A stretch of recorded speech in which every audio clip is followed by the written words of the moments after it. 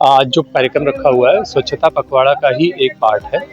स्वच्छता पखवाड़ा हम 2 अक्टूबर से मनाने जा रहे हैं। उसमें आज जो है 2 अक्टूबर से पहले पहला दिन है। इसीलिए हमने फिक्की एफएलओ के साथ में एक जो एमओयू किया है, जिसके तहत वो हमें 3000 से 6000 पेड़ देने वाले हैं। उसके तहत इस साइट पे हमने 300 के तहत पेड़ लगाए हैं, जिससे हमारा एनवायरनमेंट जो है वो स्वच्छ और सुंदर रहे। इसके साथ ही हमने यहाँ स्वच्छता की प्लेज भी करवाई, लोगों को प्लेज दिलवाई ताकि वो अपने आसपास के एरिया को स्वच्छ रखें।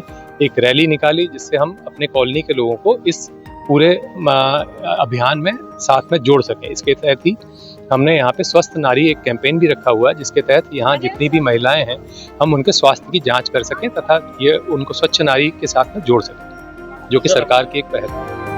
વડોદરામાં 6000 વૃક્ષોની વાવણી કરી કાર્બન ફૂટપ્રિન્ટ ઘટાડવાના આશય સાથે ઓછી ઉપયોગમાં લેવાતી રેલવે જમીનને સમૃદ્ધ ગ્રીન બેલ્ટમાં રૂપાંતરિત કરવાનો પ્રયાસ કરવા માટે વિશેષ આયોજન કરવામાં આવ્યું છે, જેમાં હવાની ગુણવત્તામાં સુધારો કરવો અને જૈવ વિવિધતાને પ્રોત્સાહન આપવાના ધ્યેય સાથે આબોહવા સ્થિતિસ્થાપકતાને મજબૂત બનાવવાનો પ્રયાસ કરાશે। જે સંદર્ભે આજે વડોદરા નવાયાર્ડ ખાતે વિશેષ કાર્યક્રમનું આયોજન કરવામાં આવ્યું હતું।